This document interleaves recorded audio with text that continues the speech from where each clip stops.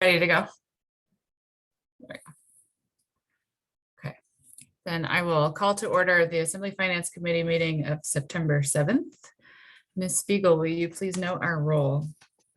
Thank you, Chair Treem. All Assembly members are present via Zoom besides Assembly Member Hugh Scandies, Assembly Member Rachel Gadak, and Mayor Weldon, who are absent. Thank you. Approval of minutes. Are there any objections or corrections to the minutes from August 3rd? None. Okay, those minutes are adopted. We will just jump right into our first agenda topic, which is the investment performance update. And we have Mr. Salente here, but Mr. Rogers, do you want to kick us off? Yeah, no real introduction. You've seen Mr. Salente before. We continue to have a really good relationship with Insight. It was obviously a brutal year for the markets, but that's what he's here to talk about. And I'll pass it along. Okay, thank you.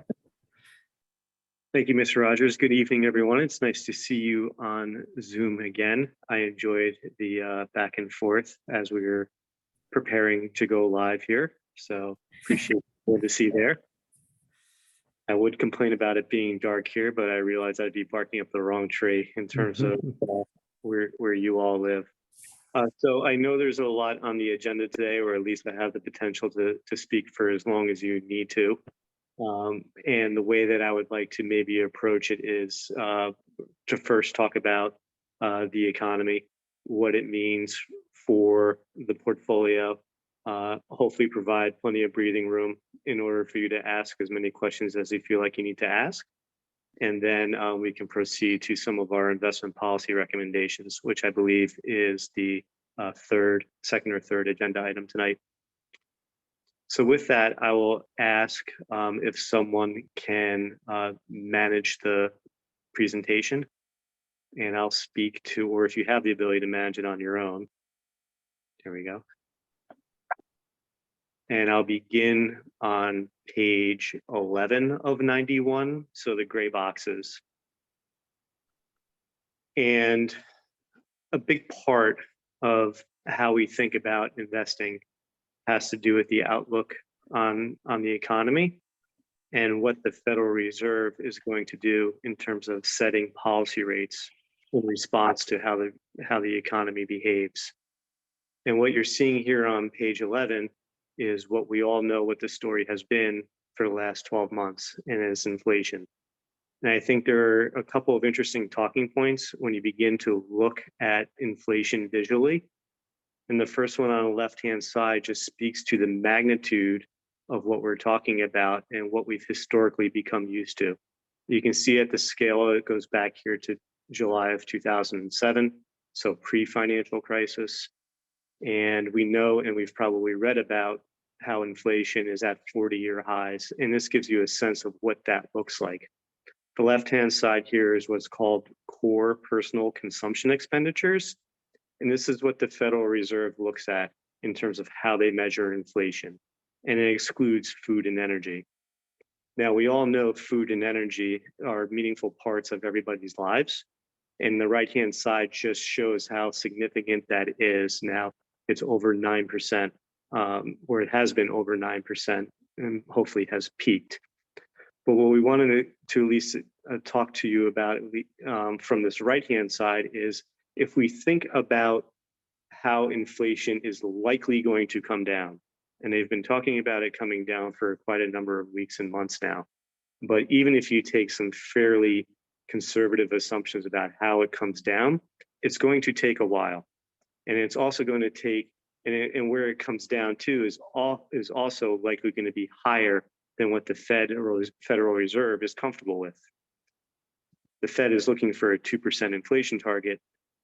Core consumer prices, which includes food and energy, we envision getting closer to 3% in the forecast horizon as opposed to 2%. And if you flip to the next page on page 12 and take a little bit of a closer look at inflation, it's shifting, which is going to make the Fed's job a little bit more difficult. We all know about the supply chain issues and what it meant for things like automobiles and durable goods and and things like washing machines and that nature. But now that the economy is opening up and there's been a fair amount of fiscal stimulus through the federal government in terms of just trying to maintain people's spending power, all that energy is now being shifted to services. And you can see a big part of services has to do with what's known as owner's equivalent rent, and that's housing. And if we think about that previous slide, if we look at housing, medical services, and education, that represents more than 50% of those inflation numbers that we saw on the last page. And you can see on this chart here, by and large, these are still rising. So what we call the sticky components of inflation are likely going to be higher and with us for longer than what we want. So if you turn to page 13, as far as the Fed is concerned, and just bringing it back to policy rates, and soon bringing it back to what that means for how the portfolios behaved, the Fed has what's known as a dual mandate, and their dual mandate is price stability and full employment. Price stability, we just saw, is in a really tough spot, but full employment, as measured by the unemployment rate on the left-hand side of the page, is in a really good place. I'm sure that you see, and many of our other public sector clients see, that it's really difficult to find labor and really difficult to find people to step in and fill roles for vacancies. And you can see on the left-hand side here, the quoted unemployment rate has been as low as 3.5%. The U6 unemployment rate is a similar measure and just looks at marginally employed workers. So there's a lot of data on this page. And if you look at hourly earnings, you're still seeing decent wage growth. But when you take the bigger picture and you look at what the Fed is tasked to do, stable prices and full employment, Fed actually has a lot of room that it can work with from the employment side of the equation. So what does that mean? That means they're going to tackle the inflation side. And how do they do that? On page 14, it's by aggressively raising their policy rates. So what are policy rates? Policy rates are the rates that the Federal Reserve uses to allow member banks to borrow from each other and to borrow from the Federal Reserve themselves. And by increasing policy rates, they're taking the willingness, or they're trading they're giving banks an alternative other than lending, basically taking money out of the system with the idea that it'll slow the demand side of the equation. Okay, we want to think about those services sector and get people to slow down spending on services so that the suppliers of those services don't keep raising prices. And I think what's interesting on this chart here is if you look at how quickly the Fed has raised rates, and similar to the previous chart, where it stands in comparison to where we used to be. So even pre-financial, let's talk about where we used to be, right? Post-financial crisis, we were used to rates being a lot lower. And you can see here over the last policy hiking cycle, rates only got to around 2.5%. We're going to be past that, well past that at the next FOMC meeting. They're going to probably raise another 50 or 75 basis points. And that's going to get us closer to 3%. Pre-financial crisis, we were at as high as 5%. So you can see that we've undergone quite a structural shift here with inflation being as sticky as it is, and the willingness for the Fed to be aggressive in raising policy rates. I'm going to pause here in a second to see if you have any questions. But if you turn to page 15, how does that translate into other investments? And there's various linkages between stocks and bonds, et cetera, but the most direct linkage is, if you look here on page 15, is what it does to short-term Treasury rates and Treasury yields. And if you look a year ago, and we took your fiscal year over year.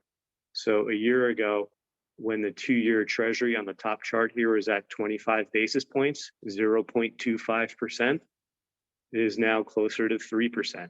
So there's been nearly a 3% increase or 300 basis point increase in that front part of the curve.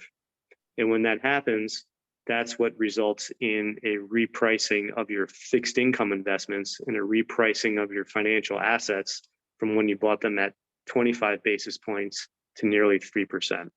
That's that negative price impact.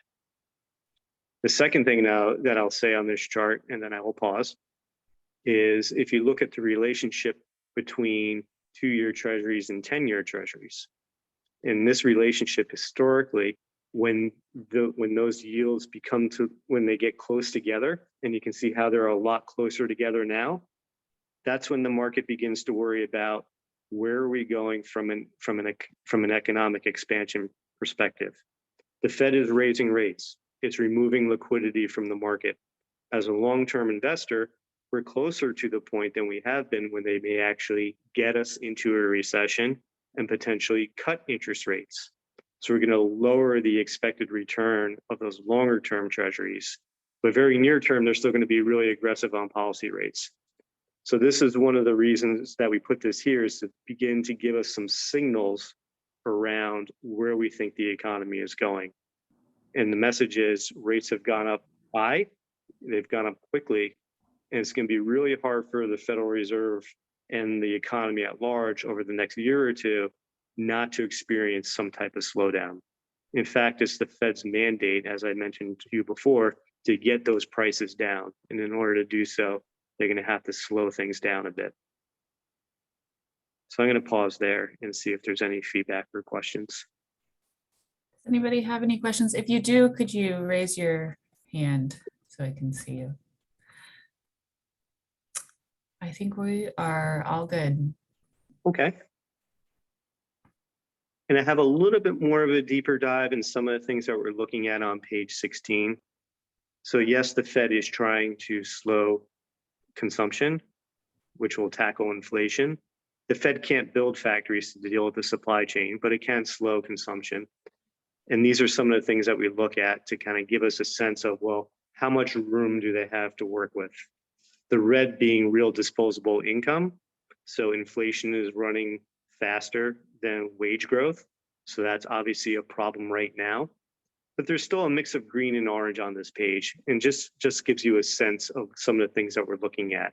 Financial conditions is something that we, at least on the investment side of things, talk about a lot, and it's in orange. And financial conditions is a high-level way to talk about, well, what are market conditions doing? What are policy rates doing? How is liquidity? Things like that. And you can see that's orange.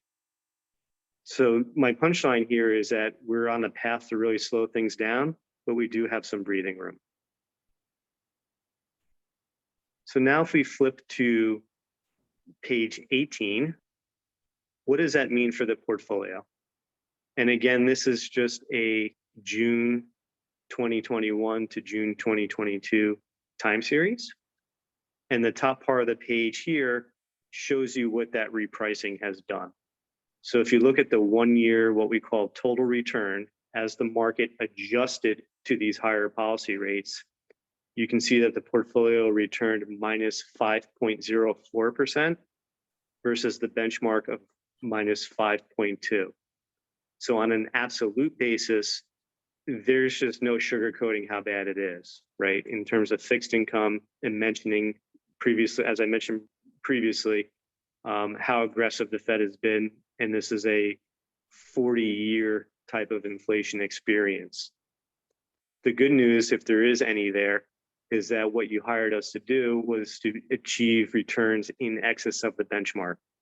We've been able to do that since the inception of the relationship and also over the last year.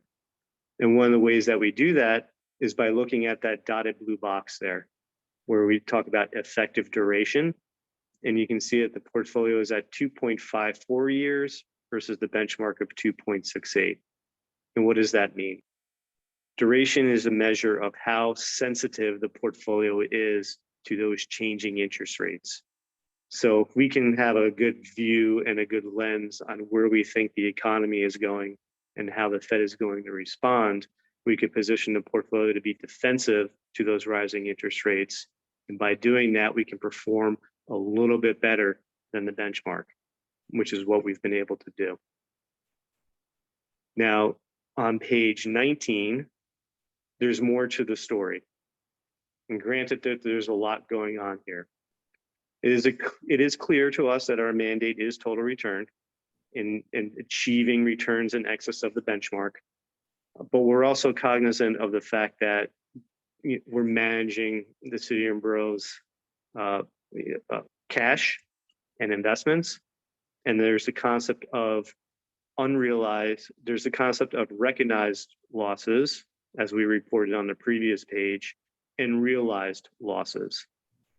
And if we can get to a place where we're really careful in conditions like we are right now, where the market value of the portfolio is well below what the purchase price of the portfolio is, then we can preserve that idea of being really careful about realizing losses and making sure that we continue to grow on this dark green line. So one of the nice things about fixed income, as opposed to owning stocks, let's say, is that if you own the fixed income instrument to maturity and you don't sell it or it doesn't default when we're in negative mark-to-market conditions, we'll get our money back. And that's what that dark green line is representing here. And our job is certainly first and foremost to try and preserve as much value of the portfolio as we can to achieve returns in excess of the benchmark, but also have a lens into the idea of recognizing these losses and realizing these losses are two important distinctions, because I think there ends up being a little bit of an issue when you start realizing the losses versus tracking them. Now, one of the things that we are going to be doing with staff, and I know that there's new staff on hand, is that we're going to be having sessions with them so that we can go over some of this information and give them the ability to track this as well. That's one of the takeaways that I want to give here. And then I also want to pause for a moment to see if you have any questions on this page.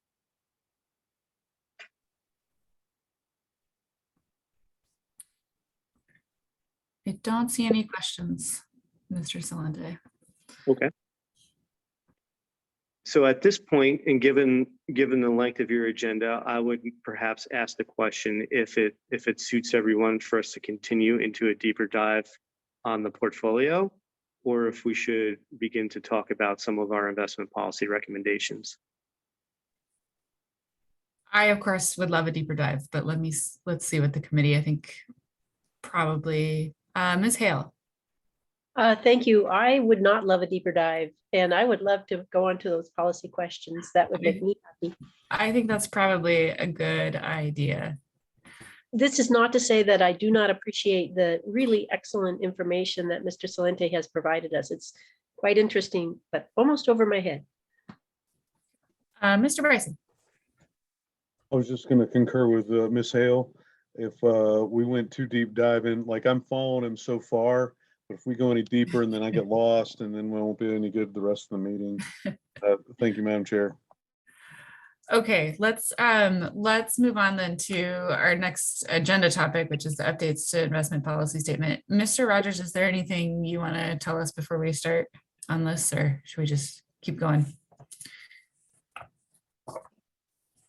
No, I probably should introduce it. So obviously we've been working with Insight Investment since October 2019, when they successfully won a competitive solicitation to serve as our investment manager. One of the things that we dog-eared as soon as they started was a need to update our investment policy statement. So Mr. Salente and I and the Treasury team here and his team at Insight have talked a lot about the investment policy statement over the last couple of years, and we just haven't had a ripe moment to bring forward a number of proposed changes, most of which are cleanup, really. But there is one important change. We have been talking about the concept of incorporating sustainability and ESG into our overall investment scheme. And really, after a lot of discussion with staff at Insight, the investment policy statement is really the best place to do that. And what Insight has proposed is to add sustainability as a fourth objective. So pretty much every municipal portfolio like this in the country has safety, liquidity, and yield as its three primary objectives. That is an industry standard sort of terms of art. Safety, liquidity, and yield, meaning that we don't want to lose money. We want our money to be available. And then last but not least, we want to earn a little bit on what we have. So safety, liquidity, and yield is a very common objective scheme for municipal investments of this style. And then to add sustainability, the fourth objective is kind of a big deal in that it makes a strong declaration that this is what we're doing. We did point to the resolution that established JCAUS mostly because the whereases and some of the language in the resolution are evocative. It's the closest thing that CBJ has to a policy statement on sustainability. That's why we pointed to that resolution. We could point somewhere else, but it was convenient and sensible to do that. And then there are a number of other, what I think of truly as cleanup changes to the IPS, clarifications that Insight has requested over time in terms of what allowable investments are for them and how it works with weighting percentages.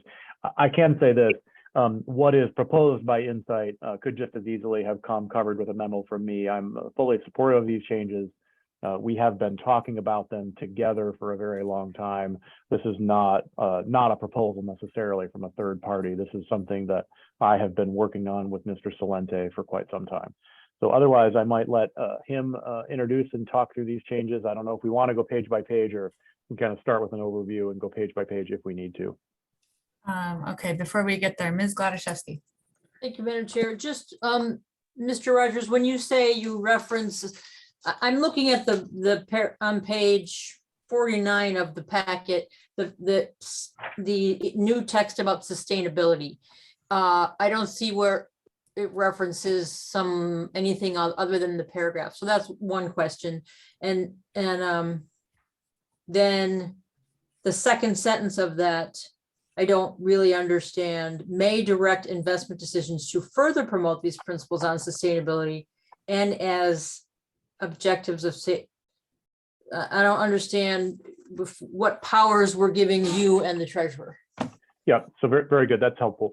So the only reference that it makes is in the first sentence to resolution 2755. That's the resolution that establishes the Juneau Commission on Sustainability, the whereas clauses for that resolution. Sorry, I still don't see that. Where's that? It's not in paragraph 4. Does your document not look like my document? Maybe not. My document has got a little, it's one paragraph 4. It just starts sustainability, where the investment decision, blah, blah. I don't see anything. And it says is consistent with the principles outlined in CBJ resolution 2755. Oh, sorry. Okay, tiny print. Got it. See it now. Thank you. Okay. All right. So that, go ahead. It was not in the front. It was too many extra. I'm sorry. Just never mind. Shut up. Okay. And then the answer to your second question is very specific and not as vague as it should sound. This gives me the opportunity to direct Insight to take a more conservative approach, or to do things or not do things in the interest of sustainability. I don't know that I would ever act on that unless directed to do so by this committee. Frankly, if there was other language there that pleased you, these are in the municipal investment industry, these are frequently called side letters. They're separate from an investment policy statement, but they are clear direction that come from the client to the investment manager to say, you cannot do X. So for example, I could write a side letter to investment today that said, we Alaskans do not believe in farmed salmon. You are prohibited from investing in farmed salmon companies. And I could write them a letter just like that on any subject, and then they have a whole series of very complex compliance tools that allow them to meet that requirement. It's a little more nimble than putting something like that directly into the IPS. It lets it be specific, hyper-specific if we want it to be. And certainly Mr. Salente has other clients with lots of side letters about what their funds can and cannot be invested in. Obviously, per our previous conversations, every one of those kinds of restrictions has an impact on portfolio performance, one way or the other. So we would be careful with that kind of mechanism, but that's what that allowance is for, this concept of side letters that would further direct them on the subject of sustainability. Okay, thank you, Mr. Rogers. I didn't know what a side letter was, so it's, and I agree, it should be, but then we would see the side letter before you side lettered it over. So appreciate that. Thank you. Got it. Yeah. I'm done. Ms. Hale, and then we'll get to Mr. Salente and his overview. Thank you. Following on what Ms. Gladaszewski said, my recollection from our meeting a year ago was that we talked about this, and I believe Mr. Smith brought up some specific topics. And I think, Mr. Salente, you talked about ESG in general, and what we had talked about then was considering environmental, social, and governance factors. I know this is a big thing in the EU right now, so I think, as you described, Mr. Salente, this is something that you guys do. But we had also talked about not getting too specific and not drilling down, because we aren't financial managers and we have no idea what kinds of consequences might flow from certain decisions. My concern is a bit related to Ms. Gladaszewski's concern that if our finance director takes some step or decision and it actually has consequences, perhaps the assembly doesn't even know about that decision or direction, certainly doesn't know the consequences. I just worry a little bit, I guess, that the second sentence in that paragraph might be going further than we had intended, because it does get really, or it opens the door to specificity that is not in that first sentence. And then I'll be quiet and we can see everything else. Thank you, Ms. Hale. Mr. Rogers, do you have any response to that? No. No, I think it's fine for Mr. Salente to go on and present, and he can respond to those questions, and we'll come back to the discussion. Okay, Mr. Salente, floor is yours. Thank you, Ms. Stream, and thank you, Ms. Hale. I recall the way that you phrased it last time, I believe, is that we don't want to be in the business of picking winners and losers, right? So I think there's a couple of elements here that we wanted to accomplish with this language in these first two sentences. One was with respect to resolution 2755. And when I read that resolution, Mr. Rogers put it in front of us, and it, paraphrasing somewhat, but it was just basically, when you have the ability to incorporate the economic, social, environmental, and governmental well-being for the community, if you have the ability to do that and it can be incorporated into the investment program, then perhaps it should be. So this gives a little bit of latitude in that regard.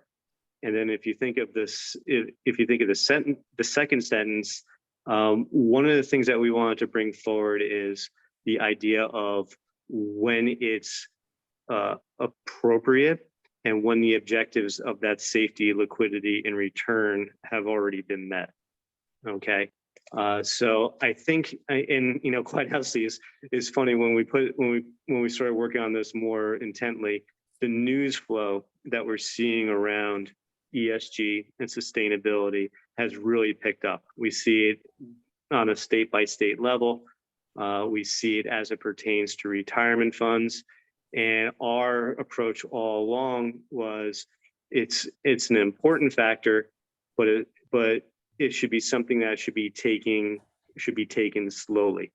And the slowest step that you can take, in our view, is at this high level with the sustainability objective when it's appropriate, so long as you meet your three primary objectives. The thing on the other complicated thing and what the side letter tries to do, okay, I hear some of the concern around how the side letter gets implemented. So, and how it gets tracked. So it's not a unilateral implementation of staff, let's say. But the flexibility of the side letters is really nice in our view.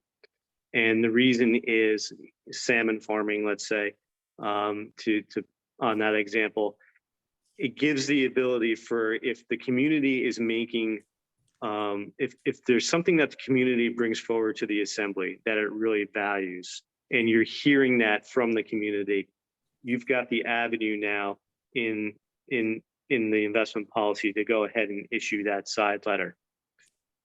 The other interesting thing about it too is if salmon farming then structurally changes and they do end up, let's say, having better practices that you now agree with and can get comfortable with, it's a lot easier to pull back from that versus having it in the investment policy and bringing it to, up for review at a later date. So it's got that flexibility, but I am hearing, and we're trying to make sure that we achieve the primary objectives first. But I am hearing a little bit of the concern around how you track how those get issued.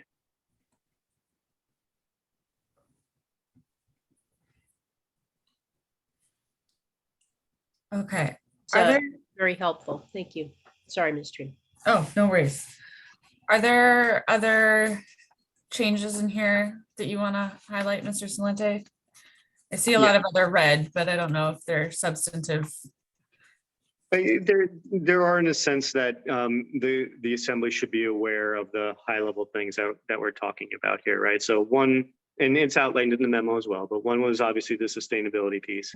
The other was, how do we find a way to get a little bit more diversification and return opportunity set on behalf of the city of Borough without sacrificing the objectives, as well as cleaning up some of the language.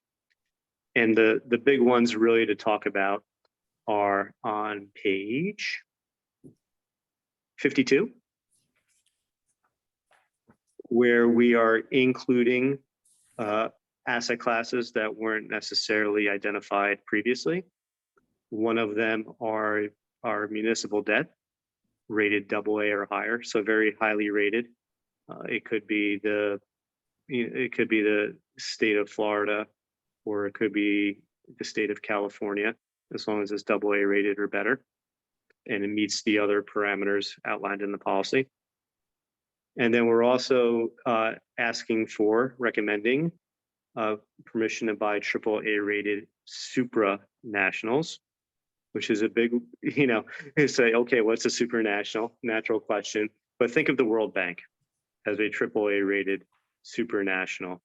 And then the interesting thing about supras are they very much fit with the ESG principles at large, right? They're in the business of providing support to governments or to infrastructure projects that are generally aligned with things like water conservation or things of that nature. So it's a high quality liquid asset class that earns some incremental yield versus treasuries.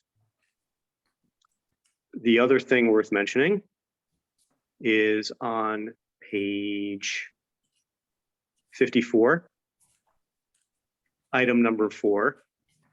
So zoom past some of the red here, but it basically has to do with corporate securities and the way that, and the city does allow us to buy corporate securities down to the BBB rating. The challenge with the language previously was that we were limited. Our BBB limit was based on the aggregate corporate holdings. So if we were going to own 40% of the portfolio in corporate securities, we would be allowed 8% in BBB rated bonds. The challenge then is, let's say we only own 20% in corporate securities, then we can only own 20% of that 20%. So there's a level of complexity there that, in times, it's a level of complexity that we think that the city and borough doesn't need. So what we're recommending is that we just put a hard limit of 10% of the portfolio in BBB rated securities, which is a little bit more in aggregate, but it's still less than the benchmark. And as a mitigate to that slight increase in risk, we're going to reduce our concentration risk on an issuer level. So right now, we're recommending that the issuer concentration shall not exceed 3%, whereas previously it was 5%. So I'll stop here in a moment, but essentially a little bit more in asset class diversity with munis and supranationals, and clarifying the BBB language to give us a little bit more flexibility, but a little bit more careful on the issuer concentration, because we really want to make sure we uphold to those principles of diversification.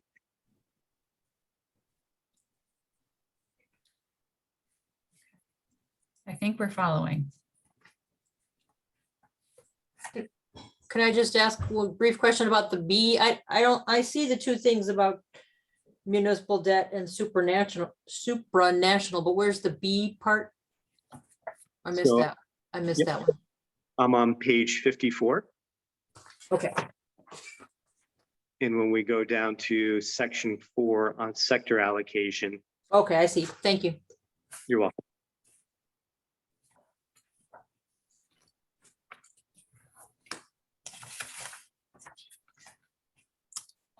You can continue if there's other things you want to highlight.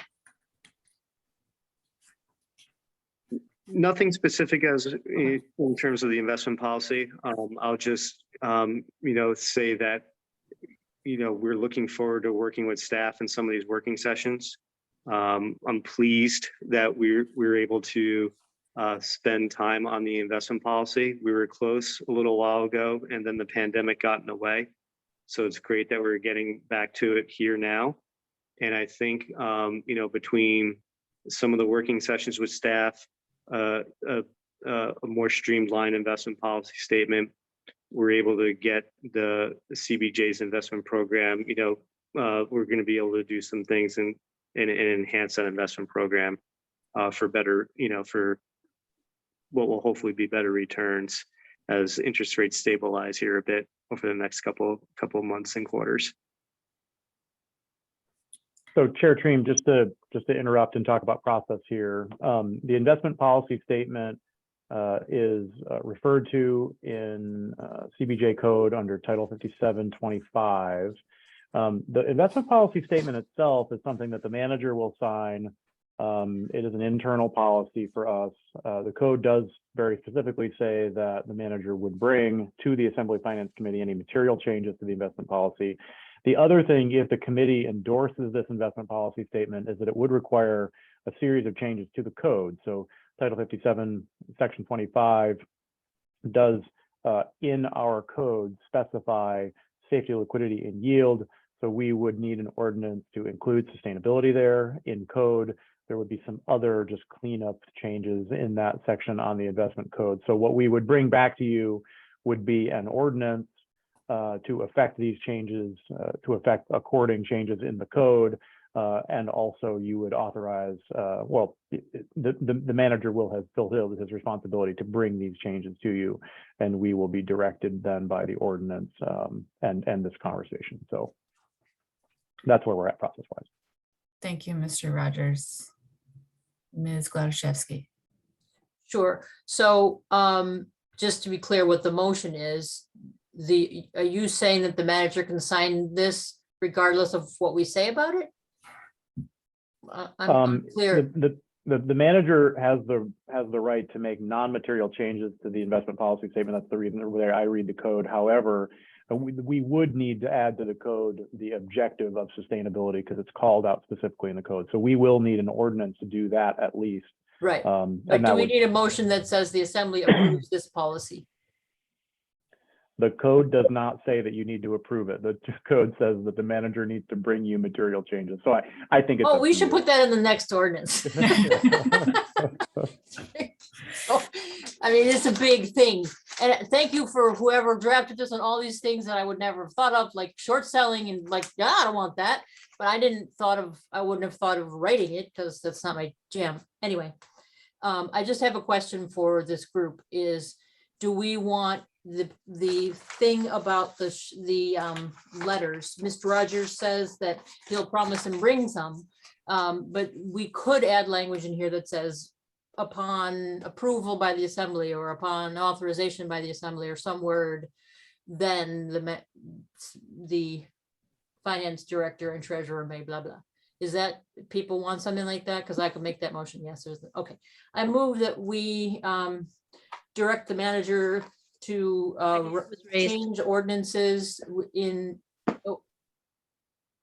Ms. Hale. Ms. Hale?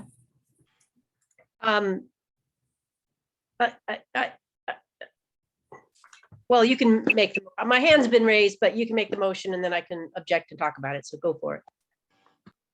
Ms. Trim, what would you like me to do? Do you have more questions or discussion before we get to the motion, Ms. Hale? Is that what you're? It's about this subject. So, but we can talk about it after the motion. I can object and then we can talk about it. So maybe that's the thing. Okay.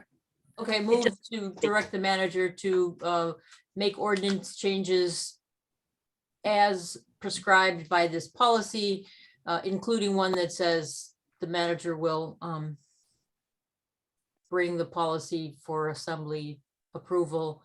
And on page 49 or page 2 of the policy, the number 4 in the front of the second sentence, add the words upon authorization by the assembly, and then the rest the same. That's Okay. the motion. You got that, Mr. Rogers. I think he's writing that. Ms. Hale, go ahead. Yeah. I'll object and I'll explain my objection. I was going in exactly the direction that Ms. Gladchowski was going, but then Mr. Rogers said that something like when material changes occur to the policy or as a result of the policy, the manager will bring those to the assembly. And I took that to mean that, I mean, my concern is, well, one, we have a sense of Mr. Rogers, but we don't know who will follow Mr. Rogers. And so we want to make sure that changes that are being made are things that we agree with. I mean, salmon farming is easy and I don't think it's ever going to get better. But anyway, there's some things that may not be quite as easy and the assembly may not agree with. And again, we don't know who will be in your shoes forever, Mr. Rogers.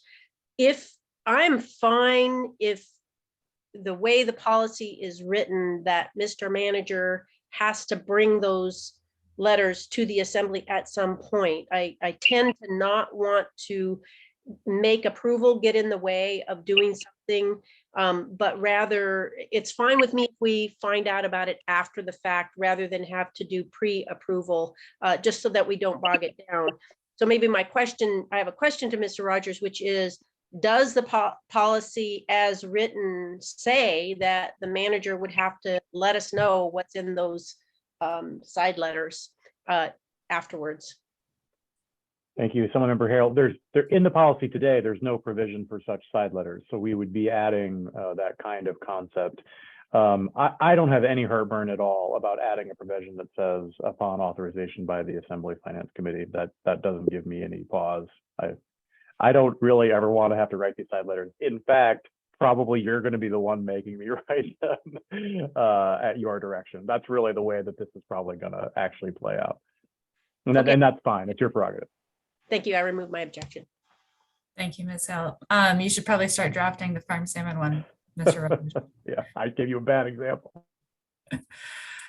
Did I see your hand, Mr. Bryson, or was, no, okay, good, just checking. Any other objection to the motion?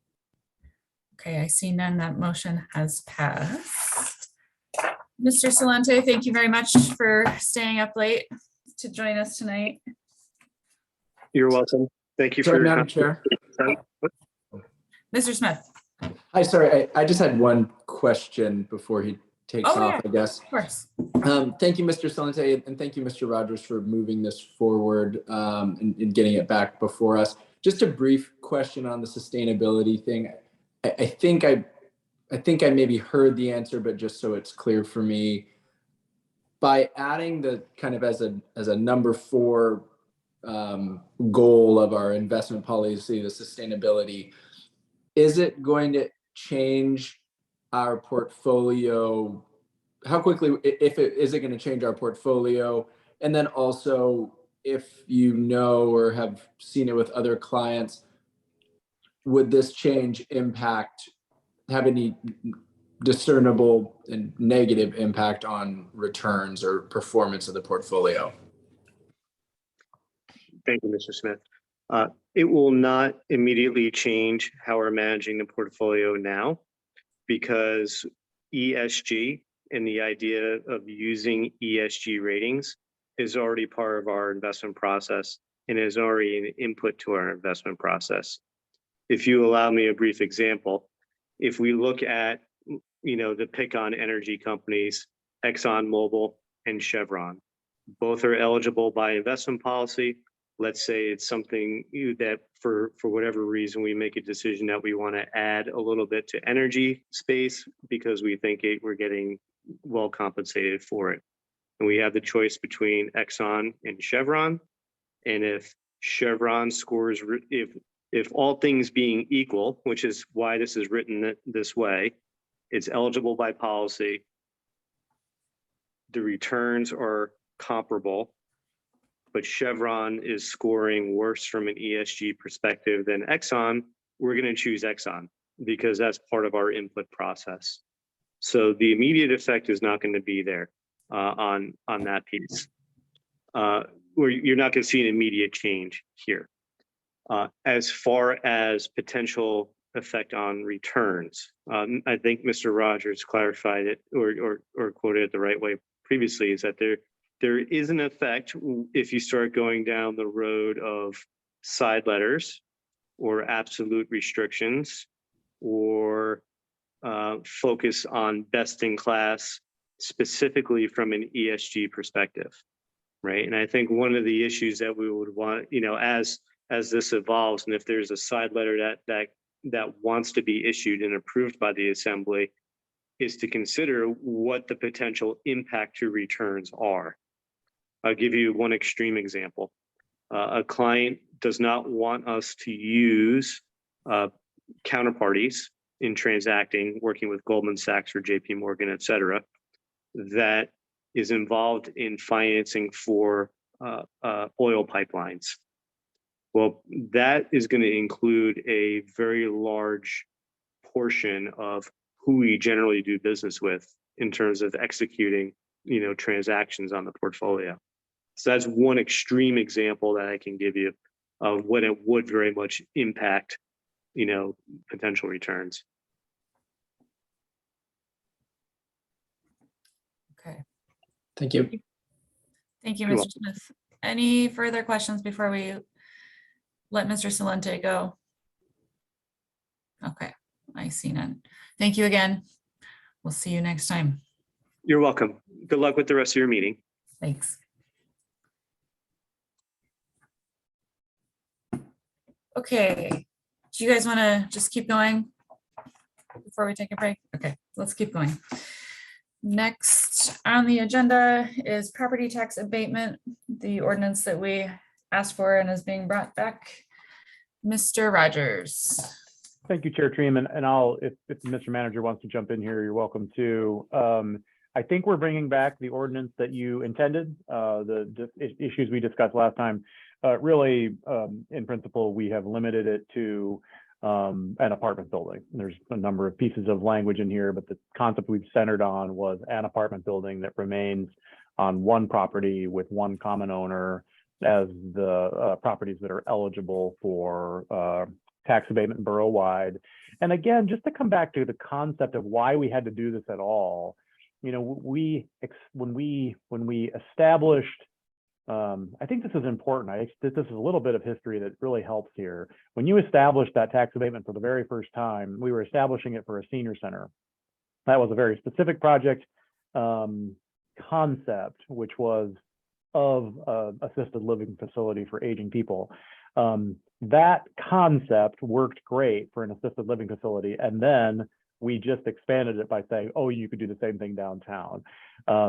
Downtown came with all of these built-in factors, really, that we weren't really talking about single-family homes, because you can't really build many single-family homes downtown. Downtown, the clear implication was that you were talking about an apartment building. When we expand borough-wide, we invite much different questions about, could you build a series of single-family homes next to each other? Could you have a condo complex? Could you do any number of things? And as I understood, or we understood last time, the consensus from the committee was to limit the concept to an apartment building in common owner that remains in common ownership as the goal for tax abatement. So that's what's reflected here in the ordinance, and I'll pass along to the manager in case he has any other broad comments. Mr. Watt. Thank you, Chair. The other thing that I'll add, we did have some discussion about tax abatement that would maybe promote condominiums or single family home development. And so after the August finance meeting, I initiated a conversation with the executive directors of the Chamber of Commerce and the Economic Development Council and a local banker, just asking, what they thought would happen if there was tax abatement on something like a single family home, and did that create issues in the mortgage process or mortgage market. And they all wrote back like really interesting points. And so I think we need to kind of package that up and bring that back to you, because I think at some point trying to figure out how to incentivize other housing products is going to be of interest to the Assembly. But I would say at this point, that is much more complicated an issue, and I don't have a clear understanding really of what the best way to go about that. And one of the issues that came up that I didn't immediately foresee is mortgages on condominiums or homes are products that banks bundle up and they sell. And if we do something a little different on property tax, all of a sudden it doesn't fit in that normal mortgage market. So we'll get back to you at a later date on that. And so this ordinance, as Mr. Rogers indicated, really sticks to the apartment building concept. And I think it's just another step in our process trying to figure out how to incentivize housing. So I wouldn't suggest it's the last step, but I think it's the most obvious next step. Thank you, Mr. Watt. Ms. Gladaszewski. Thank you, Madam Chair. Before we even get to the apartment building one, so is this text like normal, like the stuff underlined is new? There's a bunch of new stuff under the assisted living for seniors. So that's my first confusion. We're doing something there that, so is all the text underlined new from what exists? That's the first question. And then why are we amending the senior part? That's a great question. Mr. Wright. I just needed a refresher on this whole thing. It's been a while. I don't even understand what. Yeah, I had the same question, Ms. Gladaszewski. Mr. Rogers. I actually don't know the answer to that question. Ms. Lane is here in place of Mr. Palmer. I could try and bring her over. She might know. Okay.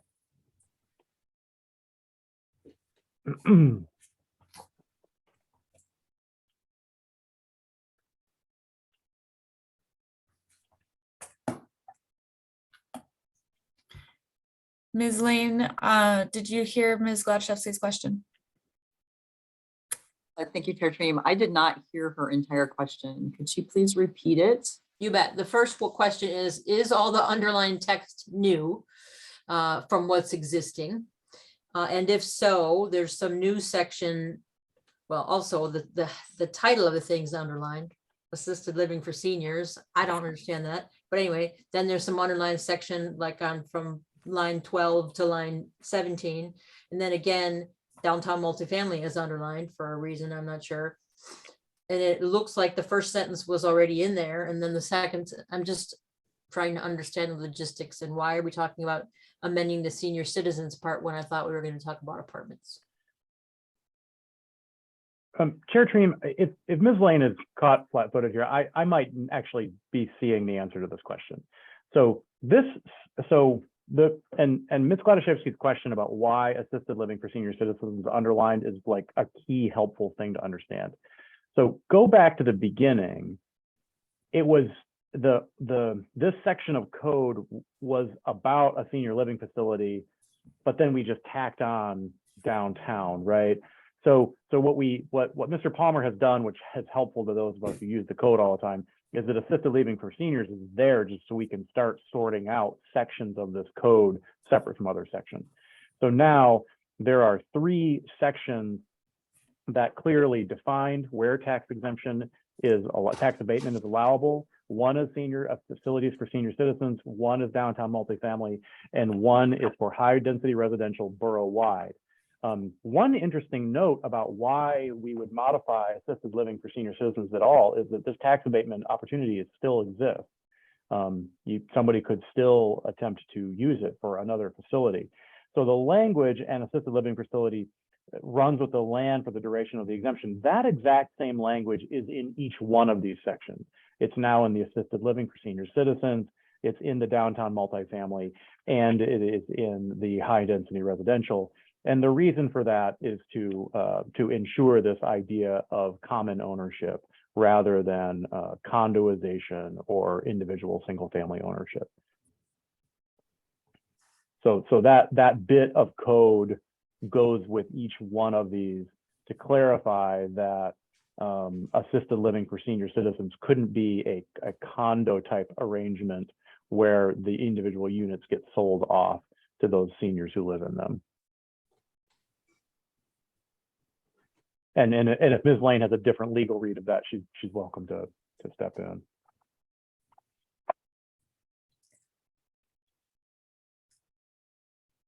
I concur with that. Looking at this and the way that Mr. Palmer does it, I believe that Mr. Rogers is spot on in that explanation. Okay, so the existing language is in fact all the stuff that's not underlined. We passed that, but just sounds like in one clump, and he's unclumping. I think that's a very good way to describe it. Thank you. I'm just trying. Thank you. Thank you, Ms. Gladaszewski. Ms. Hale and then Mr. Smith. Thank you, Madam Chair. And I just wanted to mention to the committee that at the last time we talked about this, and Ms. Gladaszewski, we talked about some of these things at the last Finance Committee meeting, and I think that you weren't at that meeting. So that's probably also why you're feeling kind of caught flat-footed. But at that last meeting, I had indicated that I wanted to bring this to the Builders Committee with the chamber. We weren't able to make that happen. Summer schedules are a little tough. So I'm still going to try before we actually introduce this to the assembly. And then my goal there is just to see if there are some specific things, some specific changes that people who are building think that we could make that would help encourage them to build more. So I still plan to do that. Thank you, Ms. Hale. Mr. Smith. Thank you, Madam Chair. Just to confirm, and I didn't see a definition, but maybe it's just like, common sense or whatever. So a single common ownership, that wouldn't apply to like a condo association.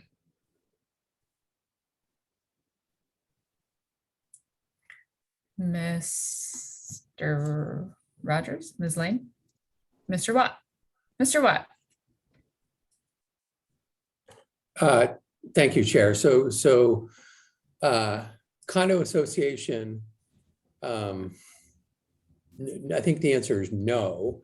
And so there's a little bit layered in here. So when a condominium gets created, owners own their units, right? And the land is held by the condo association. But remember that in the tax abatement statute that the state passed, you can only offer tax abatement for economic development, which is things that haven't been taxed before. A lot of that is land. So you're never going to abate the tax on the land. You're only going to abate on the improvement. So those things together kind of make the condo association really relevant to this conversation. I hope that helps.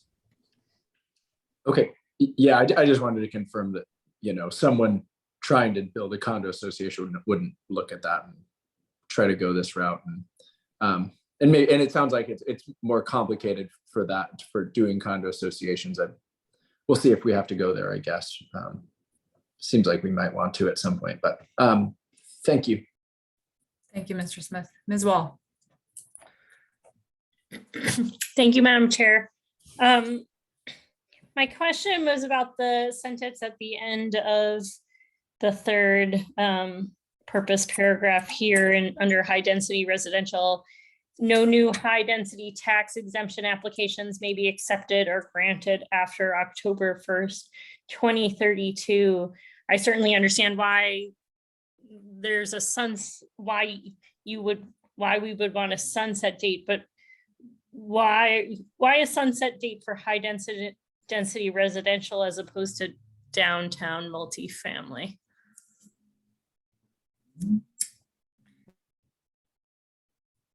Does anybody have an answer for that?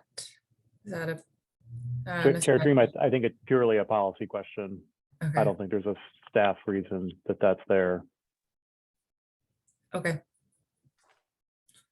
Ms. Glaszewski. Did we say that or something? I got it when it's at the last meeting, so it just popped up here. This sort of all illustrates to me that this is like a super draft and we're just trying to get an answer on it, I assume. Or did someone say make it go away, this particular one? I think it's probably Mayor Weldon made those motions, and I'm guessing that Mr. Palmer just followed the way that she said the motion. So I guess that, I mean, that is a policy decision that we could discuss now and change if we want to, or leave it there. That actually leads me to a question I had. This is probably going to be a multi-part question for Mr. Watt. In my conversations with Mr. Palmer before this version that we've got, he kind of assumed that of course we would not want this to be applicable to condos, which I don't necessarily agree with. I think that's also a policy question that we get to decide. If this is the simplest way to do it, I'm fine with that. And if it's going to move it forward faster, I'm fine with that. But I do think that's a policy question. And I'm getting to my question for Mr. Watt, which is, I wouldn't necessarily apply this to the senior assisted living because that's a different policy goal and we might want different outcomes there.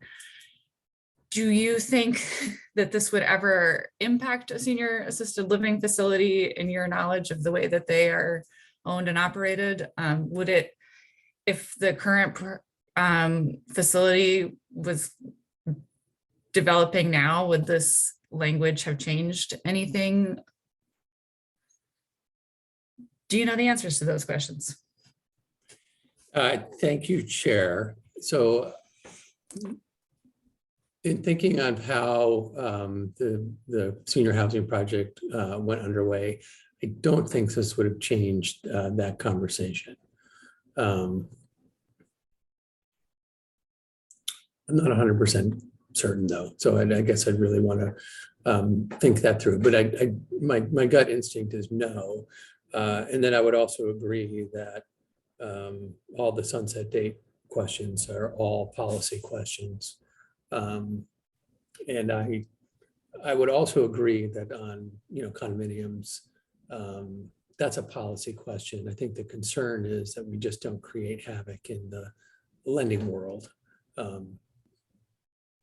But I do think that if our goal is all sorts of housing products, which I think is a reasonable goal, because I think every time we look at housing, we lack pretty much all kinds of housing. So I think it's a reasonable goal to continue to figure out how to extend the incentive to different housing products. I think we're just not ready to say that this approach is a good idea for something like condominiums. Mr. Rogers, did you want to add to that?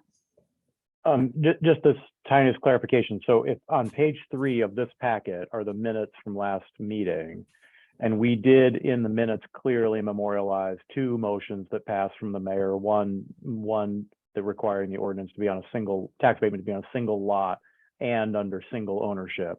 I was looking here to see if we had memorialized the concept of a 10-year sunset, and we didn't. That discussion must not have happened in such a way that we thought it was a motion that was approved, but those other 2 things are there. Thank you, Mr. Rogers. And my recollection is that we didn't have a specific conversation about applying that to one versus the other, but we can do that now if we want to. Ms. Glaszewski. Thank you, Madam Chair. I have 2 questions. Since I'm only really looking at the change language, somewhere in here, possibly it says it, but it says tax exemption run for the duration of the exemption. And how long is that? And how much this is the finance committee, so how much does this cost? Where are those per unit? How much per unit are we subsidizing? Whatever cost we can know here, what costs do we know? Mr. Rogers. It's the tax abatement runs for 12 years, and we abate down to 2.65 mils, which is the required educational mill levy. So there is, between the mill levy that the assembly establishes and 2.65 mils, whatever that delta is what will be abated. And the value of the abatement depends entirely on the value of the property. So I could do the math sort of quickly. I mean, it'd be 10.56 minus 2.65, which would be in the range of 8 or 9, and 8 or 9 mils on a $100,000 unit is $800 to $900 a year for 12 years. So let's just say $12,000 per unit on the low end. But you look at a unit that's $200,000 to build or in value, and it would be double that. So that gets you kind of in the ballpark per unit of what you would possibly be spending over 12 years. A lot of detail aside. And I would like, thank you for that off the top of your head. I sure would like to see a little chart. If it's X, then it's Y. I know you can't predict everything, but something, so I understand what the cost is. Thanks. Mr. Smith. Thank you, Madam Chair. I wanted to ask about page 69 of the packet, page 7 of the ordinance. There's this annual compliance and status report. Do the owners of the property do they say, are they specifically asked if these are being used as short-term rentals? I guess nobody's really using it yet. That is probably true. But we do have in there that they're not allowed to be. So Mr. Rogers, can you tell us that's likely to be in whatever reporting they're required to do? Can you nod your head louder? For them? Yeah, we can, Chair Jane, we can certainly do that. I mean, alternatively, we could add it to the section, but yes, I think as we look at, yeah, I mean, I think certainly under number 1 and number 2 under occupancy and residential units remain as described, we would reasonably check that they are not being used as short-term rentals. Thank you. Just seems like maybe good to be, make people have to sign off on their word that they're not. Just really briefly on page, page 3 of the ordinance, line 11, there are 2 periods after ownership. And I don't know if we're going to get into the 10-year sunset thing, but I guess we could have a discussion.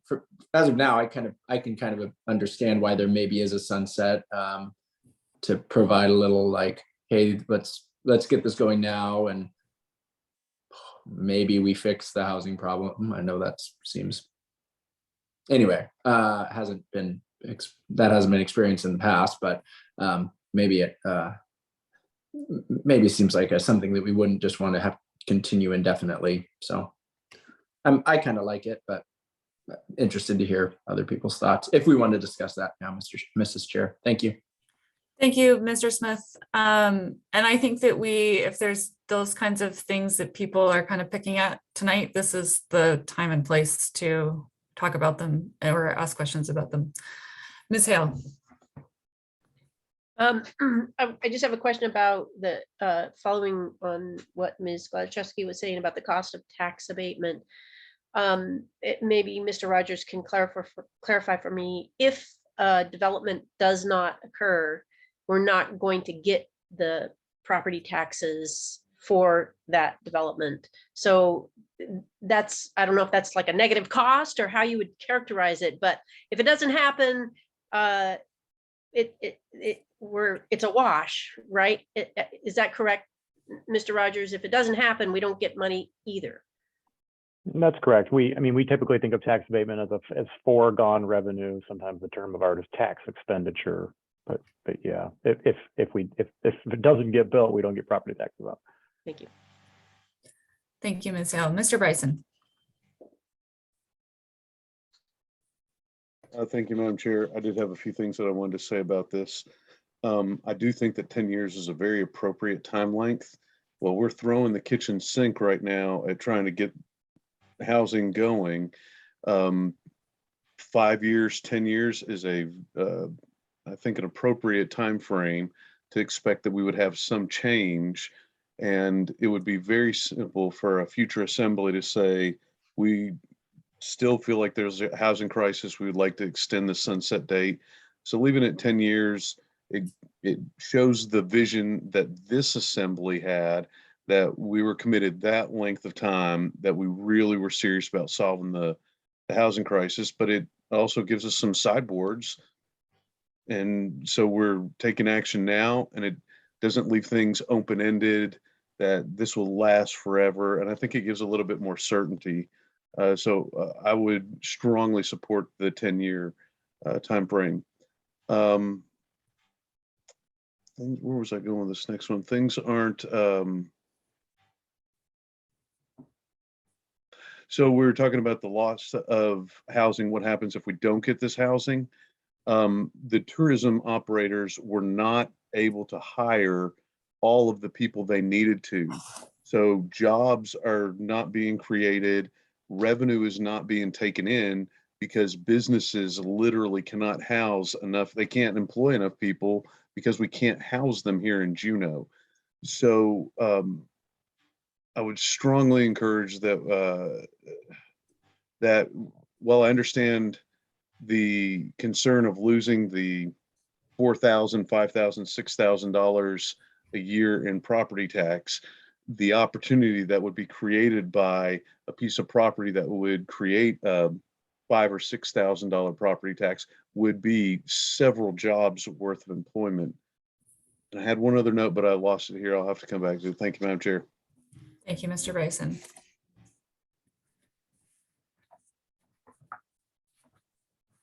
Okay, we did raise a couple of points where we weren't sure if we wanted the decisions that were in here or not. Do we want to move this on, or do we want to keep this here to keep talking about it is what we should decide tonight. Ms. Gladchewski and then Ms. Hale.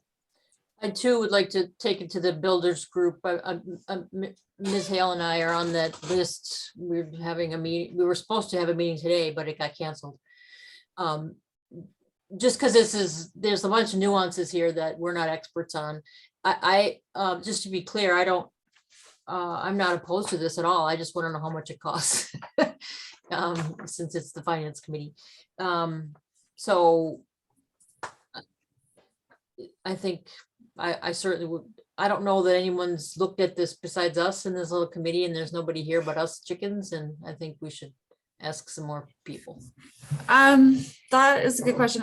When we did it the first time, I mean, we're just expanding again for now. The second time we did do it with downtown housing. And we had Mr. Chambor advise us then. I'm not sure if other people saw it, but That's a good question.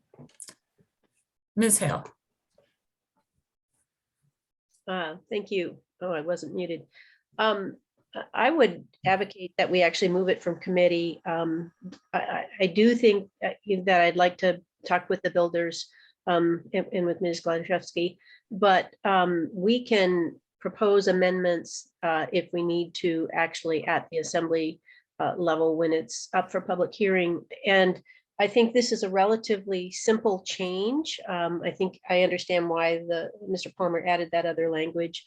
And I'd like to actually make a motion to move it to the full assembly, but I'd like to make a motion to amend it so that section 2A2 on page 64 also contains the language at the end of that section that says no new high density tax exemption applications may be accepted or granted after October 1st, 2032, just to make section 2 consistent with section 3. And I'd like to propose that amendment and propose that we move this ordinance to the assembly. Okay. And ask. Ms. Gladszewski. I just say that I think you'd want to make your amendment, no new downtown multifamily. You use the language from the other section. Thank you so much. That is what I want to do. Thank you. Mr. Rogers.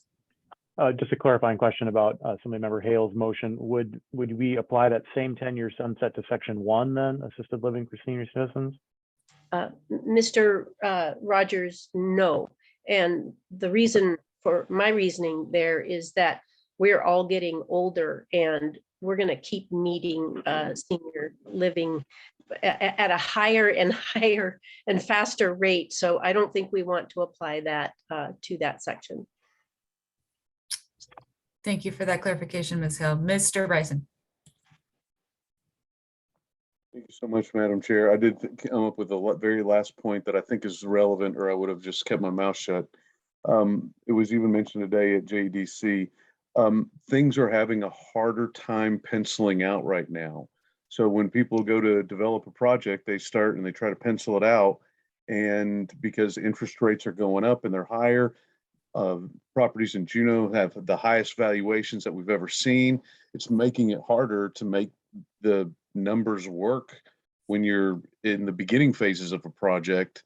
That was one of the other strong components I had for this, because if we are waiting for the natural market to develop multifamily housing, it's not working right now. So to have this incentive could maybe be the thing that pushes it over the edge, that could change the developer's mind that, yeah, I can go ahead and build that now because I'm going to have this 12-year tax abatement. Maybe I should plan on developing this land now in Juneau. But things are having a harder time penciling out. So the people that are developing Juneau could use the tax abatement shot in the arm, so to speak. Thank you for allowing me to include that. Thank you, Mr. Ryson. So we have the amendment by Ms. Hale, or the motion by Ms. Hale, which amends it and will move it forward to the full assembly. Is there any objection to that motion? Ms. Gladszewski. I object, and possibly because I wasn't here the last time, but is somebody pushing for, I mean, do we know this is going to do what we think it's going to do? I still don't know how much it's going to cost. It seems like a good idea to me, it just sort of intellectually, but who's trying to make this happen? Who's saying it's going to help, and how much does it cost? So that's why I just don't think. And I also, but I appreciate, if it's going to do something, I'd like it to start doing it. I'm just not clear. So I'll object for now. Okay. Ms. Spiegel, will you please call our roll? Thank you, Chair Treem. On the motion by Assemblymember Hale to amend the ordinance to include the sunset date in the downtown tax abatement section and move the ordinance as amended out of the committee. Assemblymember Hale. Yes. Assemblymember Smith. Yes.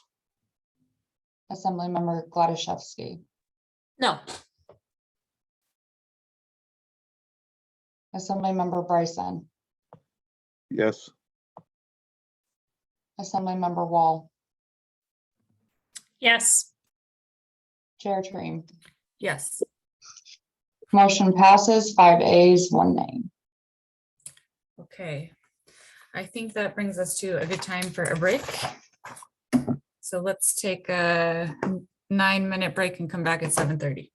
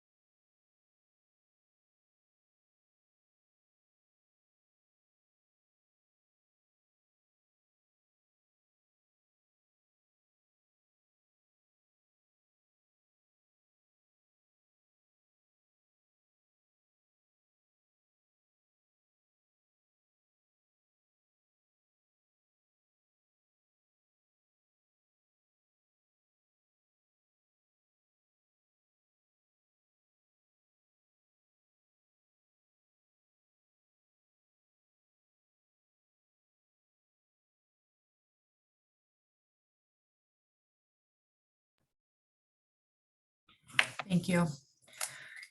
We will move on down the agenda to number 5, Gaston Lodge's pre-development loan. Mr. Rogers, I'll pass along to Mr. Manager. Mr. Manager. Thank you, Chair. So as we discussed at the August meeting, the request for a loan from the Gaston Lodge's development project, tricky issue. Tricky on figuring out how to collateralize a loan. Tricky in figuring out how to use property with disputed values as that collateral. Some risk certainly involved. The direction from the August meeting was to bring back a ordinance, and this ordinance substantially reflects the memo of July 29 that was in the August packet. So I don't think there's anything new in there, but we're happy to answer questions or talk about this more now that you actually have it in front of you.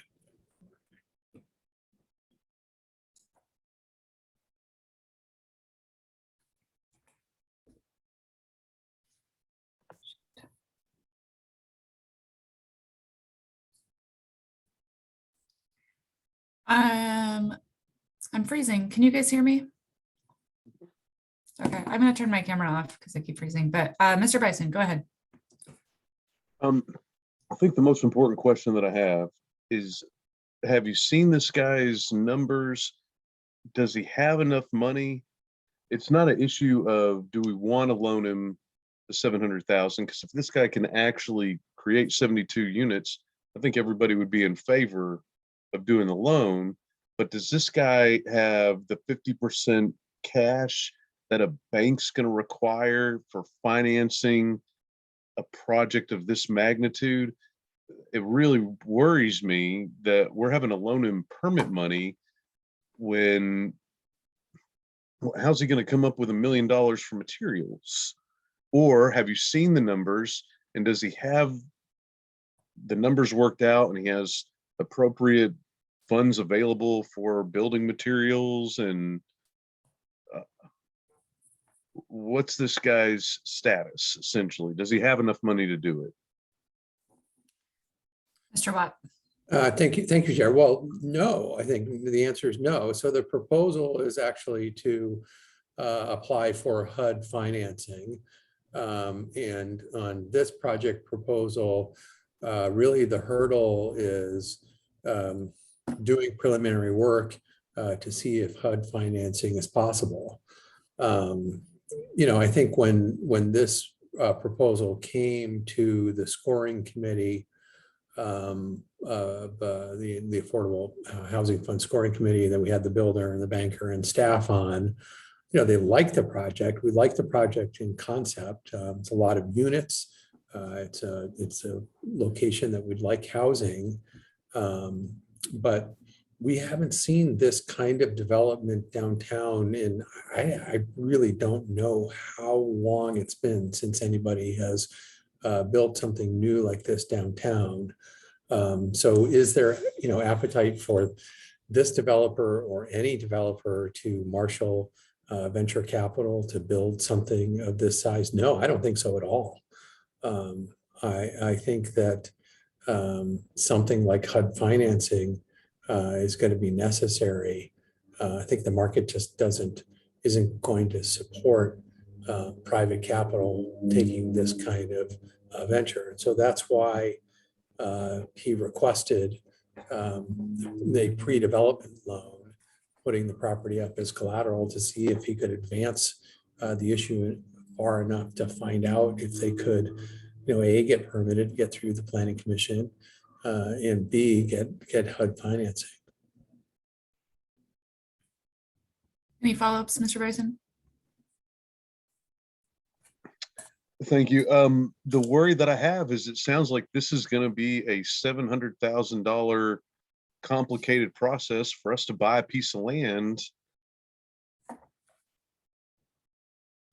Man, it gives me great pause to look at a project of this magnitude without any initial capital to back it up. So he wants us to bet $700,000 that he can get a project to pencil out and then HUD's gonna pay for it.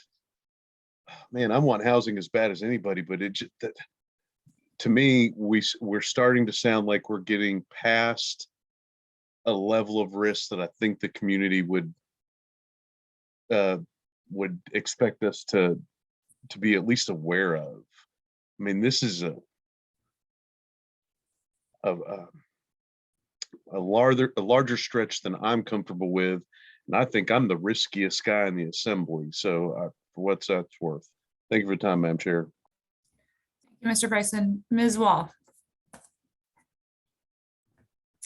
Thank you, Madam Chair. My question's about the interest rate. I don't remember if we talked about this last time, but you know, I see here balance of the loan shall bear interest at the rate estimated by the finance director to be the average rate that CBJ earned or will earn. I mean, to me, it seems like a very small amount of money. Is there precedent for charging this much interest? I guess I would just think, why don't we just charge no interest if we're going to charge a tiny bit of interest? Mr. Rogers or Mr. Watt? Mr. Watt. Thank you, Chair. So I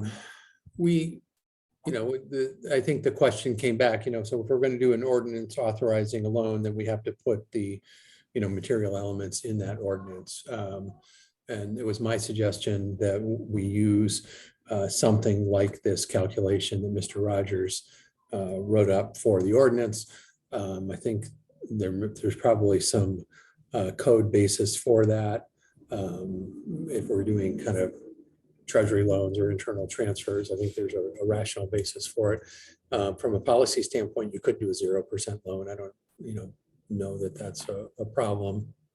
We also, have other things when we do local improvement districts. We typically give property owners a pretty favorable interest rate on that as well. So this was I think the best approximation of a process that we have in code, but you could do 0 as well. Any follow-up, Ms. Wall? You good? Okay. I have Ms. Gladchevsky and then Ms. Hale. So the issue of what risk we're taking, what is the resolution, or what more do we know, or do we know anymore about the assessed value is 134, but the appraisal, some recent appraisal came in at 795. I mean, if everything goes belly up, what do we know about what the land is worth? Anything more than what it says in that sentence that I just read? Mr. Watt. Yeah, so the memo from the August Finance Committee sort of labors this issue about valuation, and approaches the question, is the assessor low? Is the appraiser high? And in that memo, I think that I looked at this and, the conclusion that I got is that I personally am persuaded that our assessed value could be low. And I'm also persuaded that the appraisal is too high. I think both of those things could be true. So when we talked about it in August, and in the memo from August, I came up with the loan parameters that I suggested, trying to find a way to maybe nudge a project. I will never represent that there's no risk here. I mean, if there was no risk, it would already be built. And if there was conventional risk, well, then the banks would be involved. So, there's more risk than, a bank would entertain. So that's why we're here. We're on the edges of trying to spur housing activity, and trying to figure out the minimal that we can do, maybe to nudge a project, in this case, a potentially pretty big project forward.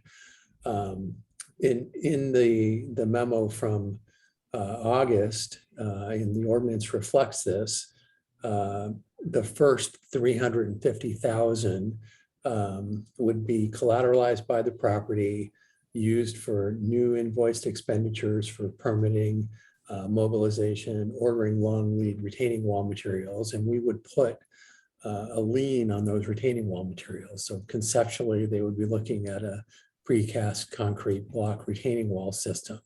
So it all went to Mr. Smith, I think, asked this question in August. What's our biggest exposure?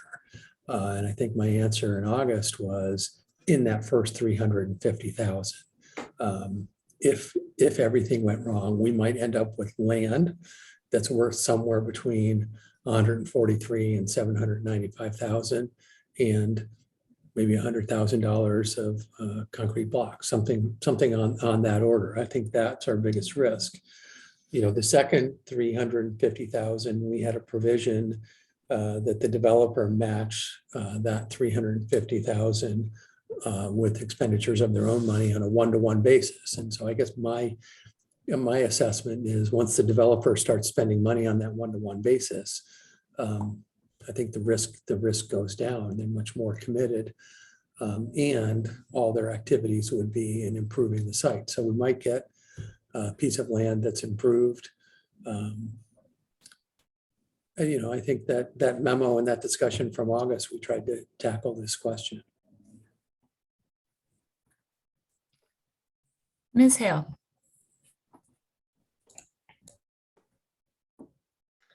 Thank you, Madam Chair. And I really appreciate hearing about Mr. Bryson's caution. I am also less risk averse than many people. I am coming to the point, and I've talked a lot about the book Fixer Upper that I'm reading. That book concludes, as do many others, that we're not going to fix this unless we take risks. And this assembly tends to be pretty risk averse. And I think we really need to step out there and take some risks. I think this is a very calculated risk, as Mr. Manager describes. He's given us a lot of good information. I guess I would also say that, one of the developers, Stephen Sorensen, is pretty unknown, at least to me and probably to many of us. But another of the developers listed as owner and borrower of Gastineau Lodge Apartments is Doug Trucano. And not only does Doug Trucano have extensive experience all over Juneau, he has extensive experience on that hillside. So he actually knows what he's walking into because he's developed on that hillside a lot. So he's very aware of what he's walking into. And to my mind, that also ameliorates the risk to a large degree. We have a known entity who has developed for many, many years in Juneau. And I do believe this is an area that's important for us to step into. We know that, as Mr. Bryson was saying earlier, we know that the market can't solve this problem for us. It's just too expensive in Juneau. So I plead my fellow assembly members to actually move this forward. I think it's a good project. There is definitely some risk, but we need to take it. Thank you, Ms. Hale. And I will jump in on that conversation and say, I think I'm probably the most risk averse assembly member. And I have been convinced that this is a project that we should take a risk on and go outside of the box. That I think Mr. Watt's memo from last month was very convincing that this is an unusual move for CBJ, but nothing else we're doing is moving the needle in the way we want it to. So we have to do something different. And I'm convinced that this is a place where we should do something outside the box, take a little more risk. So the question is, with this committee, what we would like to do with this ordinance tonight. We could keep it here, discuss it again when hopefully we have more members. We are down 3 members, or we could move it to the full assembly. So, Mr. Smith. Thanks, Madam Chair. I think you and Ms. Hale did a good job of speaking to some of the risk and the need to take a little more risky action. And I also think the manager did a good job in setting up a loan that would hopefully, should things go badly, we'll hopefully see it early and maybe have an equivalently valued piece of land as a result. So I'll make a motion. I'd move ordinance 2022-06BP to the full assembly for public comment and assembly action and ask for unanimous consent. Thank you, Mr. Smith. Is there any objection to that motion? Okay, seeing none, that motion passes. And we will move on to item number 6, which is a Glory Hall grant. Mr. Rogers, Mr. Watt. It's the Mr. Watt show tonight. Mr. Watt. Thank you, Chair. So this memo, I asked Mr. Rogers to put in the packet. It's definitely an unusual situation, but I think it's the best solution to a little messy circumstance that we have. So as the Glory Hall moved to their new facility in the Valley, they're working through their internal process about what to do with the downtown building, which includes some supportive housing. I think a deadline was missed for filing for charitable and public use for not paying taxes, and so they then submitted an appeal to have the assembly make a motion so that the assessor can consider the property. The problem that really we have is the assessor has to value properties fair market value January 1. January 1, the property was on the market as commercial property. The commercial space wasn't being used as commercial space. If we accepted the appeal and remitted it back to the assessor would probably come back with some partial tax forbearance, which I think is going to be unsatisfying. And the problem is the Glory Hall gets a lot of its operating funds from us. And it's just going to turn into a request for more funding in the next fiscal year. So Mr. Rogers and I talked about it, and we sort of reached the conclusion that if we enter into this appeal process, it's just going to chew up a lot of time. Really, the best solution is Glory Hall pay their property taxes, and we just give them a grant and get everybody on the same page next year so that this doesn't happen again. I really do think it's the least effort and least confusion on all parties. So I would strongly support a grant to the Glory Hall for the amount of the property taxes in that $12,253.50. Happy to answer any questions. Thank you, Mr. Watt. Mr. Bryson. Madam Chair, I need to inform you that I am a board member in the Glory Hall. I don't receive any financial compensation. I don't know if this precludes me from entering in this discussion or if I need to step offline for a moment. Thank you, Mr. Bryson. I think you can stay. Thank you, Madam Chair. Ms. Hale. Thank you, Madam Chair. I have a couple of questions about this. I think the first question is how a building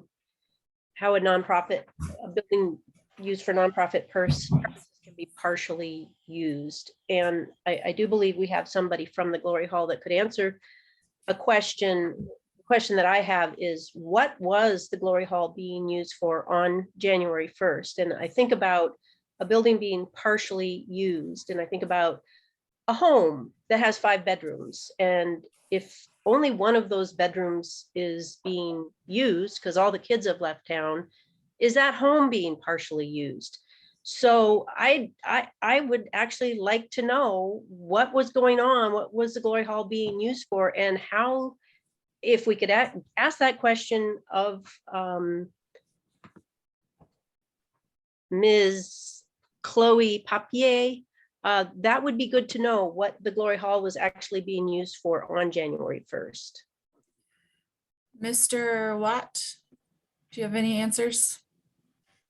Well, Ms. Papier certainly would have better information on what the building was being used for. And Mr. Rogers could answer the question of how the assessor has to look at properties. You know, and I think you get in circumstances where a property owner may have some activities that are exempt from property taxes, but not all. And the assessor would have to look at that and make a decision. Mr. Rogers? Yeah, that's exactly right. I don't know that I have a lot more to add. Nonprofit organizations can own property for all kinds of purposes that may not be exempt, and it is a normal process for the assessor to determine by allocation or apportionment which portion of a property is being used. I take Assemblymember Hale's point. Obviously, a home that's occupied feels occupied. At the same time, the assessor is looking at all kinds of different properties, land, commercial space, livable residential type space. All of those fall under the nonprofit purview, and there are often decisions that have to be made, determinations that have to be made about the degree to which a piece of property is being used for its charitable purpose versus some other purpose. This is typical in the assessor's office.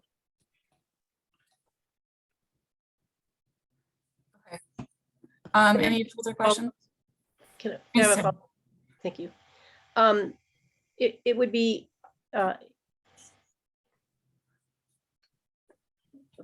I'd really like to know, and if you can't answer that question here today, I'd really like to know how the Glory Hall was actually being partially used for a nonprofit purpose, and then what the other use was. And I won't hold this up if we want to grant them back that tax money, but it doesn't make very good sense to me how a nonprofit entity that has a building, I mean, you know, I'm trying to imagine on January 1st, were they like selling popsicles out of that building, or what were they doing that was not a nonprofit activity? So it would be really interesting if we could get some follow-up on that information. And then the other, my other question, I have one more if I may, Madam Go Chair. ahead. Thank Yes. you. My other question is, I feel that this assembly has been criticized by members of the assembly as well as members of the staff for one-off expenditures throughout the fiscal year that are not in our budget cycle. And here we are stacking it up already. And this is a noble expenditure, but it'll come back to haunt us because it has in the past. And it does not make me happy. I don't know that this is the best solution, but again, I'm not going to hold it up. Thank you. Mr. Watt? Thank you, Chair. So I did meet with Ms. Papier and Mr. Denton from the board, and I pitched this idea, and really, it's not my favorite idea, but I think it, you know, kind of echoing Assemblymember Hale's comments, I think it's the least bad idea. Really, that's how I feel about it. You know, Mr. Rogers and I talked about it, and the finance department is really strapped for staffing right now. And really, he and I talked, and he said, the last thing we need is a sticky appeal that just kind of languishes and goes nowhere. When I met with Ms. Papier and Mr. Denton, we talked about what the building was being used, and they said, well, we were storing some materials in the, you know, on the first floor, you know, as storage. And it's kind of like, then the assessors, you kind of think about the assessor, well, you've got this nonprofit in the valley that's using it as a storage unit, but it's commercial, street front, high value property. You know, it just poses lots of really gnarly questions that I think would be unsatisfying to all parties. I think the assessor would have to make a determination that the property, you know, isn't entirely being used for charitable purpose. The Glory Hall would have a hit to their budget that they didn't anticipate. I mean, I think they've gone forward in good faith building the new facility, and they're working through their own process, trying to figure out how to own and keep the building for good and useful purpose. I think I really, and I'm not saying that I'm thrilled with this approach, but I think for the purposes of the Glory Hall, the pressure on CBJ staff to potentially have to revisit the issue and potentially deal with an appeal. To me, this is the least bad solution. Not my favorite, but I do strongly recommend it because I don't see a better path out of it. Any follow-ups, Ms. Hill? Just one, and that is the suggestion that we, instead of taking this out of the general fund, that we actually take it out of the Affordable Housing Fund. That's all. Thank you. Ms. Gladysevsky, and then Mr. Bryson, and then Ms. Wall. Democracy, the worst form of government, except all the rest. This solution, the worst one, except all the rest. I move that we move this ordinance to the full assembly. I don't like it either. Mr. Bryson and Ms. Wall, your hands are up, so I just want to double check that you guys are, if you wanted to say anything, you're good. Madam Chair, I'm very satisfied with Ms. Gladysevsky's motion to bring this to the full assembly rather than nitpicking some of the details. I think that's a better direction. Thank you for the time. Okay. I will object. Madam Chair, Oh, Ms. Wall. sorry, I'm fine with this motion as the least bad option, but I guess I would just add on to the other comments that have been made that, if you're a nonprofit and you're selling your building, that's part of your charitable purpose. That is, you have to do that. You're required by law to be fulfilling a charitable purpose, and selling your building is part of your mission to do that. So, yeah, it's hard to handle, but thanks for coming up with the least bad option to make this right. Okay. I will object. I am one of the people I think Ms. Hale mentioned who has complained about our outside of the budget cycle grants, and the fact that we never say no to anybody or even ask them to wait until the budget cycle. And I feel like the way Mr. Watt explained this with our staffing, it almost feels like we're being extorted. So I realize that this is the least bad option, but I don't like it, and so I will object. Ms. Hale. Thank you, Madam Chair, and I appreciate your objection. I don't like this at all. I probably am not going to join you in the objection, but I actually would like to propose an amendment that the funding come out of the Affordable Housing Fund rather than the general fund. That Affordable Housing Fund has lots of money in it right now. This is not very much. It's not going to have a big impact on the Affordable Housing Fund. I believe our next agenda item is actually talking about additional population of that fund. Whether we go that way or not, I don't know. So that would be my amendment. Thank you, Ms. Hale. Any objection to Ms. Hale's amendment? Mr. Smith. Thanks, Madam Chair. Was trying to find when the fund was created, what its intended uses were. But you know what? I think we've probably already spent enough time on this. That's fine. Thank you, Mr. Smith. I think, given no objection, then that motion passes the amendment. So Ms. Spiegel, will you please call our roll for the vote on the main motion? Thank you, Chair Treem. To move ordinance 2022-06, BR as amended to change the funding source from general funds to the Affordable Housing Fund. Assemblymember Gladysevsky. Yes. Assemblymember Hale. Yeah. Assemblymember Wall. I'm sorry, are we voting on the amendment? There was an objection. Yes. Okay. See lots of heads. We're voting on the motion. Okay. As amended. The As original amended. as Thank amended. you. Yes.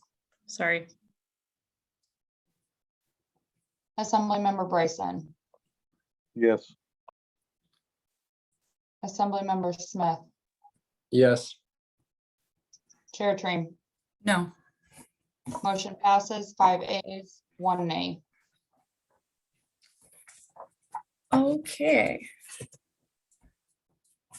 Moving on to agenda topic 7, revenue forecast update. This one's definitely Mr. Rogers. Not if I can help it. Let me get to the right page in the digital packet and I'll share it because it's a little easier to talk about this one. Shared.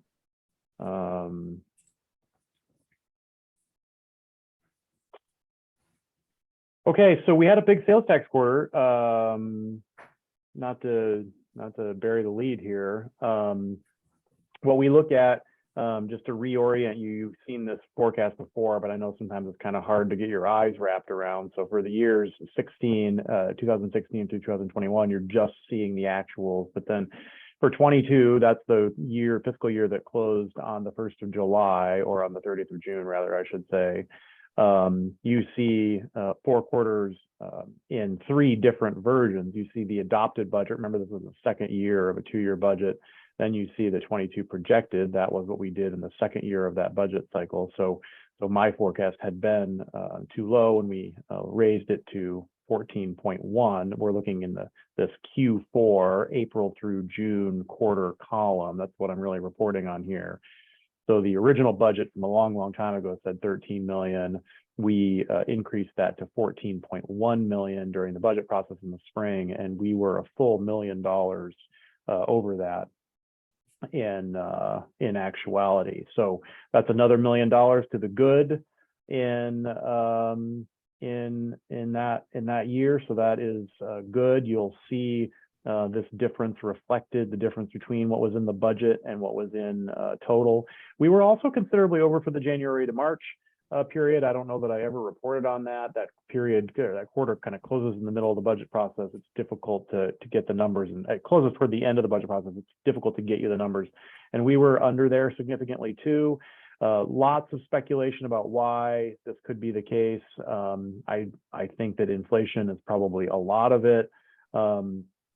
You know, we think about inflation as something that's ahead of us, but by the time that the Federal Reserve or that Bureau of Labor Statistics identifies inflation, it's already happening, or it's already happened. So we knew that costs were rising in the early spring, and we're really seeing that now in the numbers. One thing I'll say here is that it puts a lot of new money into FY22, which is good. The thing that I have not done here yet at all is I have made no updates to the FY23 and FY24 forecast. But to give you a sense of the magnitude potentially of those updates, so one of the things that's kind of a fun little lark is that the difference between the April to June quarter and the July to September quarter in any given summer is interesting. That's 2 separate fiscal years, so you have to kind of look across. But the difference between 12.7 and 16 million is 3.3. The difference between 13.2 and 16.8 is 13.4. 13 is 3.5 or 3.6 rather in this case. The difference between 14.1 and 17. So we're comparing the first half of the summer to the second half of the summer, and we see on average about a 3.5-ish million dollar growth. If that holds true, or even let's say $3.3 million growth from the first half of the summer to the second half of the summer in sales tax, if that holds true and nothing changes, instead of seeing a 17.9 forecast for the July to September quarter, we would expect something more like 18.4. So that's 15.1 plus 3.3.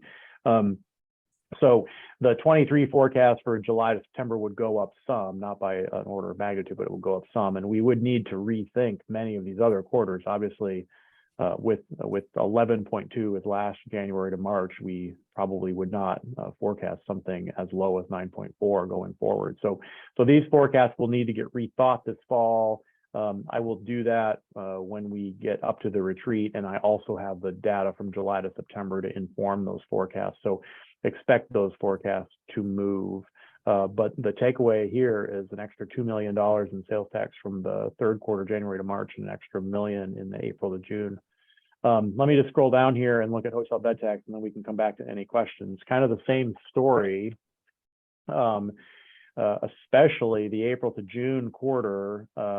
We had projected around $500,000. This is $500,000 in that quarter, which was right in line with what we had done in previous years. And instead, we hit 930,000. That is a huge difference. There is a change in the rate that happens in here that maybe wasn't forecast as well as it could have been or should have been in terms of looking backward. But what we're really seeing here is just a massive amount of inflation. People are paying more for hotel rooms. It also looks like visitation is good. Inflation alone would not be the answer to $930,000 of hotel bed tax in one quarter. Same thing here. We did see some outperformance again in the January to March quarter, not as significant as we did with sales tax, but still an extra $500,000 came into the hotel bed tax fund last year that we had not forecast. So that is now reflected there. And then again, I have not updated the 23 and 24 forecasts. I will do that as we get up to the retreat, and I have data from July to September. But the good news is that sales tax and hotel bed tax are growing apace. The potentially bad news is that my crystal ball has not been any more accurate than anybody else's, or as accurate as I might have wished. The downside to all of this is that it really means costs are going up in Juneau. We're seeing this is demonstrable evidence that inflation is really upon us, and people are paying more for absolutely everything that's subject to sales tax and hotel bed tax. So we're just seeing it live in living color, and good news for city revenue and the programs that you want to be able to pay for, but it's highly reflective of costs going up. So I have a little, I think every time that Ms. Kester comes to you and tells you that costs for a project are up, and you have to kind of wince and agree to spend more money on them, you're getting it back on the other side. We're seeing it on the revenue side too. So this is revenue that probably doesn't pay for new programs or an expansion of city services. This is money that's going to pay for the inflation of our own costs. Not only on projects, but also on operating services. So I think that's my update. Happy to take questions if there are any. Thank you, Mr. Rogers. I will kick things off with a question. I asked you if this was possible. I don't know if I asked you if you could actually do it, but do you know how much of the hotel bed tax is coming from our hotels versus maybe, anything else such as short-term rentals? Yep, 13%. And that number has actually been pretty durable over 2 fiscal years. It's on the very next page in the memo. So yes, we do know 13%-ish of hotel bed tax appears to be coming from short-term rentals, non-hotels, which in FY22 represented $339,000 of that almost 2.6 total. Okay, so 87% is from hotels. Correct. Yep. Are there any other questions for Mr. Rogers? Okay, I think that we can just move right along then to our final agenda topic, reallocation of hotel bed tax. Mr. Rogers. Thank you, Chair Team. So this starts on page 80 of your packet. I should have included this in the memo and I failed to, so I apologize.